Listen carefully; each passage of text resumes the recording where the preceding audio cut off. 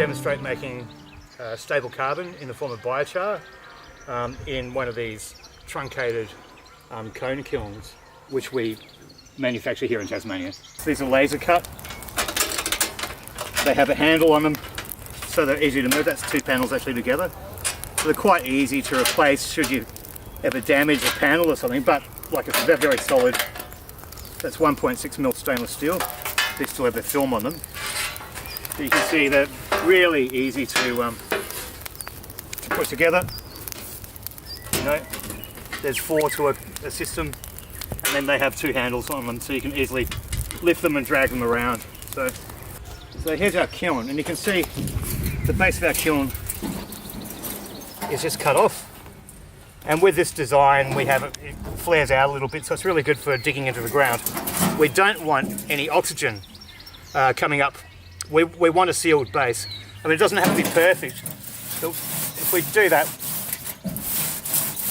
you can just see inside, it's buried itself just a few millimeters or half an inch into the ground, and it will stop oxygen from coming up, which will mean we'll get the burn that we need to get. We use any sort of wood that we have for this, and we can use anything from small sticks up to wider stuff. In front of me I've got some just parts from the ends of a previous burn, and then we'll add those to our next burn.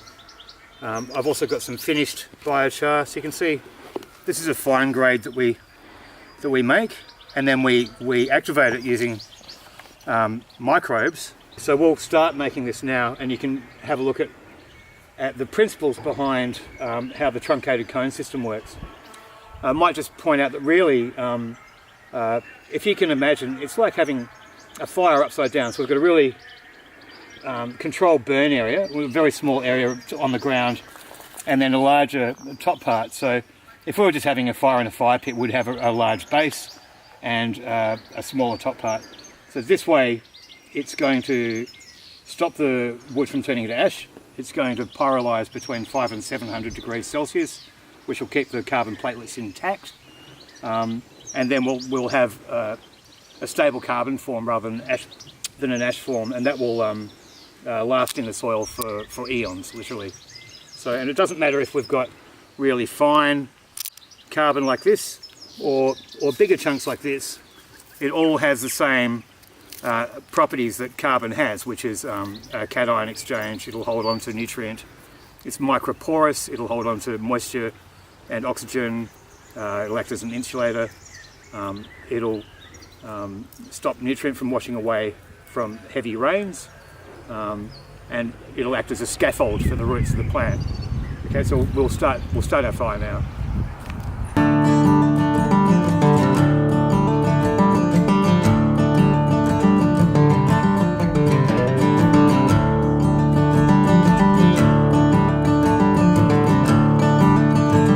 Once we have the fire going in here, we'll get to a point where the heat is coming back from the sides, and it will make a clean, pretty much smokeless burn.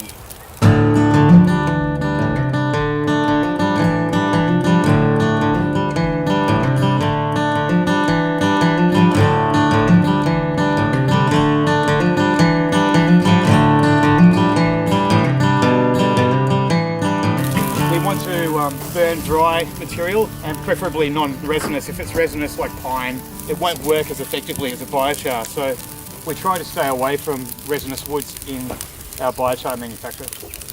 The wood that we're using today has actually come from a flood, so some of it's a little bit damp. That's where we're getting the smoke from, so you can see from there's a bit of smoke coming. But generally, as a whole, that's a smokeless burn. I'm quite happy with that. A lot of the resinous volatile oils that could make a problem for us with stable carbon back in the soil are being burnt off, so that resolves that issue. We're retaining about 70% of the carbon that we're burning, you know. So rather than just making a pile in your backyard and putting it back into the atmosphere, we're saving most of that carbon as a form of stable carbon that we can then put back into the ground, into our vegetable garden, that will have massive benefits for lowering fertiliser usage, for getting the proper usage out of our fertilisers, for lowering water consumption, a whole range of benefits. So this is really a unique and powerful thing to do for your garden. We've done over 100 burns in these cones and they still work fine. So It's a very efficient way of making the carbon. I might just make the point between different pieces of wood that we have. This is a piece of limbwood. This is obviously a larger chunk, and people say, oh, can we use the larger chunks in making the biochar? If you put this into the cone, it will block the heat transference with the other pieces that are in there around the ash, and it won't burn as well.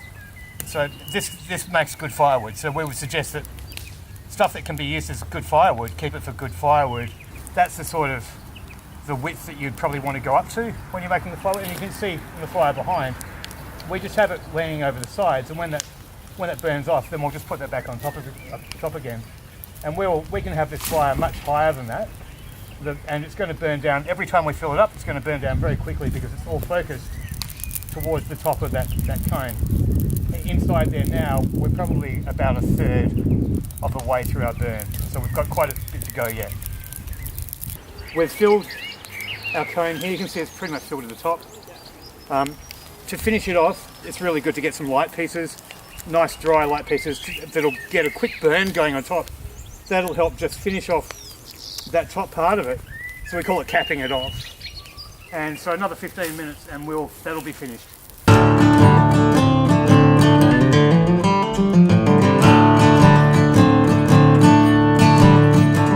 So it's about an hour into our burn now. We've capped it off. Pretty much it's ready to go. So now we need to put it out, and we'll put it out with about 100, maybe 150 litres of water.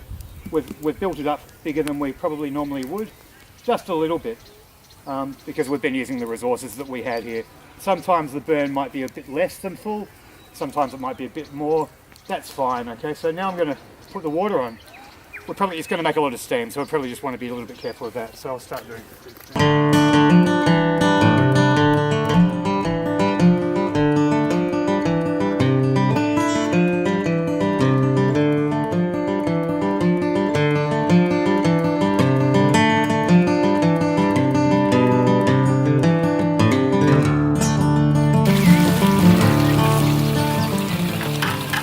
Okay, so I'm going to take off the pieces that haven't quite made it. We can just store them for the next time. Whoops, sorry. Messy. And then we can have a look at what we've got underneath. We can take off the good bits of the biochar now. And then just take off these big pieces. You can see some of the top bits have got some good stuff. And then we'll have a look at what's underneath. A minute ago this was a red hot fire. So that you can see that hasn't quite burned. That's just from the last part of our fire. Okay. Now you can see here, that's all. I'm putting my arm right into this, all the way to the base. So I'm going to go to the base and I'm pulling out biochar, okay? Now you can, if you have a look at this biochar here, there's a small twig that's carbonized all the way through. That's stable carbon. You see there's another small twig. It keeps its form, it's not ash. There's a bigger piece, that's all stable carbon, all the way through. So, beautiful stable carbon, look at that. Doesn't matter the size, it's all come out the same. So, that's just beautiful. So this is maybe 150 litres plus, closer to 200 litres. It would, unactivated, it would sell for between $1.20 and $1.50 a litre. And if we activated that with some microbes or some fish emulsion, and then graded into a fine, like 1 centimetre grade, which is quite easy, we'd be looking at about $3 a litre. So then this would become worth up to $600. And of course this is coming off a certified organic farm. So it just adds that bit extra to it, So anyway, I hope that helps you want to make stable carbon and not waste it and put it back into the atmosphere, as we do. So, and we'll add this back to our veggie beds at a rate of 300 to 500 mils per square metre of veggie bed, and we'll dig it into the top 100 to 150 mils of ground.